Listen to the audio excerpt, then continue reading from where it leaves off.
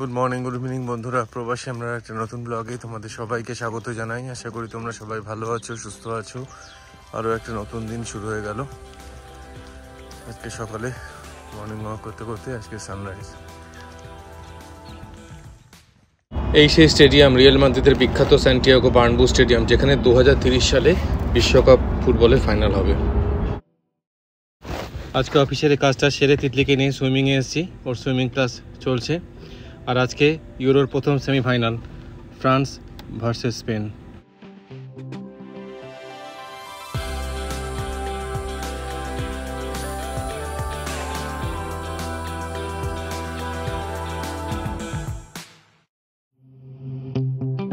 ফাইনালে ফ্রান্স বনাম স্পেন। একদিকে স্পেন টানা 5টা ম্যাচ জিতে অপ্রতিরোধ্য, আরেকদিকে ফ্রান্স তাদের সমর্থকদের সমালোচনা শিকার, কেননা একটাও ফিল্ড গোল করতে পারেনি। সেমিফাইনালে স্পেন তাদের ভরসাযোগ্য 3জন প্লেয়ারকে পাবে না। Danny Carvajal, Robin D Norman দুজনেই হলুদ কার্ড থেকে মাঠের বাইরে। আর মিডফিল্ডার পেড্রি হাঁটুর চোটের জন্য তো পুরো টুর্নামেন্টেরই বাইরে চলে গেল। যাই হোক, একটা দারুণ ম্যাচ দেখার অপেক্ষায় রইলাম। France versus Spain. এই দুজনের লাস্ট সাক্ষাৎ হয়েছিল অক্টোবর 2021-এ, যখন উয়েফা নেশনস লিগের ফাইনালে ফ্রান্স 2-1 গোলে স্পেনকে হারায়। সেমিফাইনাল শুরু হলো মার্কাটারি টানটান উত্তেজনার মধ্যে। 8 মিনিটের মধ্যে কোলো মোয়ানির গোলে ফ্রান্স 1-0 গোলে এগিয়ে গেল। কিন্তু 21 মিনিটের মাথায় ইয়ামাল, স্পেনের যে ইয়াংস্টারটা, গোল শোধ করে দিল। 16 বছর 362 দিনের মাথায় Yamal youngest goal scorer in Europe. আর তার 5 মিনিটের মধ্যে 26 মিনিটে ড্যানি অলমো আরও একটা সুন্দর গোল করে স্পেনকে 2-1 গোলে এগিয়ে দিল। সেকেন্ড হাফে ফার্স্ট হাফের মতো অতটা এক্সাইটমেন্ট ছিল না। আর স্পেনের জমজমাট ডিফেন্স ফ্রান্সকে সেরকমভাবে দাগ কাটতে দেয়নি। 85 মিনিটে একটা গোল্ডেন অপরচুনিটি এসেছিলো এমবাপ্পের সামনে শুধু গোলকিপার, কিন্তু ও মিস করলো। আজকে স্পেন যোগ্যতম টিম হিসাবে ফ্রান্সকে হারিয়ে ফাইনালে উঠল।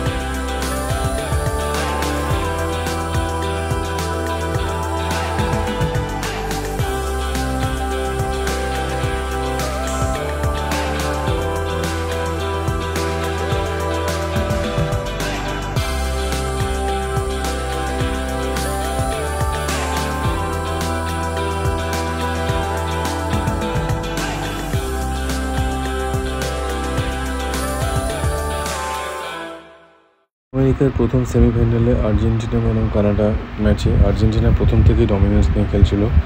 12 মিনিটে মেসির একটা শট অল্পের জন্য গোলের বাইরে চলে গেল। 23 মিনিটের মাথায় আলভারেজের গোলে আর্জেন্টিনা 1-0 গোলে এগিয়ে গেল। 33 মিনিটে ডি মারিয়ার একটা মিসপাস থেকে গোল পেয়ে একটা লব করেছিল, বলটা একটুর জন্য বাইরে চলে গেল। ফার্স্ট হাফে ইকুয়েডর ম্যাচের তুলনায় অনেক সেন্ট্রালে খেলেছে মেসি, যার জন্য মেসিকে আজকে বেশ নজরে পড়ছিল। আর সেকেন্ড হাফ শুরু হতেই মেসি একটা গোল করলো। 109 গোল হয়ে গেল আর্জেন্টিনা জার্সি গায়ে মেসি। ক্রিশ্চিয়ানো রোনাল্ডোর 130টা গোলের ঠিক পরে 2-0 গোলে কানাডাকে হারিয়ে আর্জেন্টিনা 2024-এর কোপা আমেরিকার ফাইনালে এবং টানা দ্বিতীয়বার কোপা আমেরিকার ফাইনালে।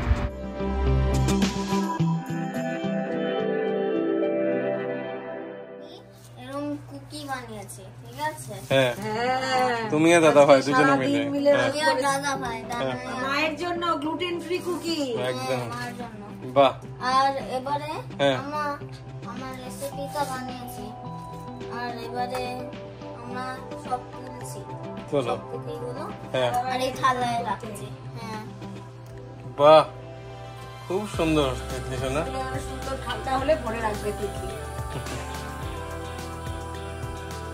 বাহ, আমি একটু আটকে ইটস ওকে। কুকিজ ধরে নাম দেখি, দেখি। এই যে এরকম chocolate chip cookies, gluten free chocolate chip cookies. দারুণ। এইটা এই যে বাহ।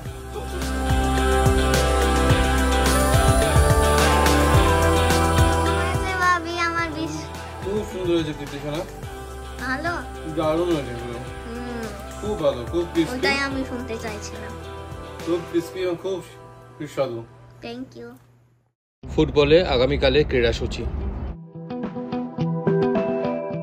আগামীকাল ইউরোর সেকেন্ড সেমিফাইনাল, নেদারল্যান্ডস বনাম England, 12 PM Pacific time, 3 PM eastern standard time আর ইন্ডিয়ান টাইম রাত 12:30টায়।